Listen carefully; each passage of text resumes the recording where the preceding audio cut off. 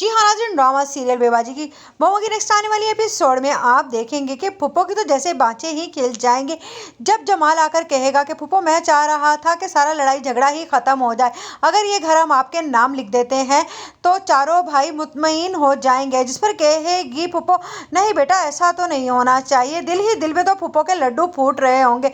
जिस पर जमाल कहेगा कि मैंने सबसे पूछ लिया है और लोगों को भी कोई एतराज़ नहीं है, मुझे नहीं लगता कि कोई एतराज़ बनना भी चाहिए। आप ठीक कह रही थी कि हमने अपनी बीवियों की वजह से पहले भी सफ़र किया है, मैं नहीं चाहता कि अब भी उन्हीं लोगों की बेवकूफ़ी की वजह से हम भाई फिर से अलग हो जाएं। जिस पर फूफो कहेंगी ये तो मेरे बेटे की बहुत अच्छी सोच है। जिस पर जमाल को थोड़ा सा मक्खन लगाने के बाद ये घर तो फूफो के नाम होने लगा है। उधर आप देखेंगे कि अजरा के पीठ पीछे बहुत कुछ हो जाएगा और अजरा बिल्कुल ही लाइलम रह जाएगी। जब अजरा वापस आएगी तो वो वलीद की शादी की तैयारियों में पड़ जाएगी, लेकिन वलीद की शादी होते ही जब ये बहुत बड़ा बम गिरेगा अजरा पर कि घर तो फूफो के नाम है तो वो तो होश ही उड़ जाएंगे उसके, और वो कहेगी कि ये क्या किया जमाल आपने। जिस पर जमाल कहेगा मैंने कौन सा ऐसा गलत काम किया है, वो घर की बड़ी है, अगर ये घर उनके नाम होगा तो हम चारों भाई मिल जुल कर रहेंगे, वरना तुम तो जानती हो कि तुम्हारे जैसी ही बेवकूफ़ होती हैं जो आपस में भाइयों को लड़वा देती हैं। जिस पर अजरा कहेगी